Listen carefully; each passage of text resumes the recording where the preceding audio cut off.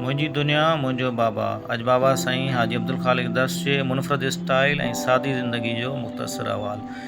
पंहिंजी तबियत जे मिज़ाज में तमामु घणो जज़्बाती आहे, पर दिलि जो नरम, सचो ऐं खरो इंसानु आहे, जंहिं हमेशह हक़ ऐं सच जी राह ते असूल परस्त ज़िंदगी गुज़ारी आहे।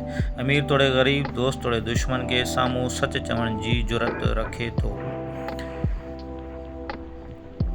खाधे पीते में हमेशह एहतियात कंदो ऐं मोहतात रहंदो आहे, जो ॻोठ जी सादी सौगात मखण, लस्सी ऐं खीर वापराइण तरजीह हूंदा आहिनि। ख़ुशी जे ॾियारनि ते सक़ाफ़ती वेस, बोस्की पटको, शलवार कमीज़ शौक़ सां पाए महिमाननि जी आदर भाव दिलि सां कंदो आहे। महिमान नवाज़ी में मिसाली सुञाणप रखे थो। सखावत में पंहिंजो मट पाण रहियो आहे, जो हमेशह ज़रूरतमंद जी पूराई कंदो आहे।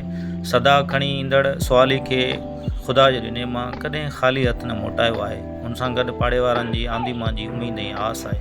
चांहि वॾी चाह ऐं शौक़ सां पीअंदो ऐं प्यारींदो आहे। चौपायो माल पालण जो वॾो शौक़ु रहियो आहे, पर उन जी सार संभाल पंहिंजी निगरानी में पंहिंजे हथनि सां पाण करणु पसंदि कंदो आहे। चौपाए माल जो हमेशह ख़ासि ख़्यालु रखंदो आहे ऐं पाण सुबुह शाम उन जी जाच रखंदो आहे। ज़मींदार हुअण सां गॾु सादी ज़िंदगी बसर करण खे तरजीह ॾींदो आहे।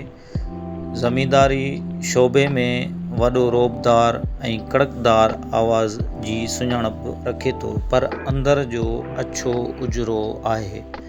हिसाब किताब ऐं ॾेती लेती में वॾो ईमानदार आहे।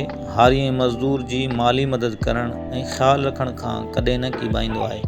पंहिंजे ज़रई ऐं फ्रूट फार्म जी सार संभाल दिलि ऐं जान सां कंदो आहे। उन करे हमेशह लाभाइतो फ़सुलु लहंदो आहे। ज़िंदगी में हक़ ते हुअण जे करे नुक़सान ऐं तकलीफ़ुनि सां मुआदो अटकाए रखंदो आहे, पर ज़मीर जो सौदो न कंदो आहे।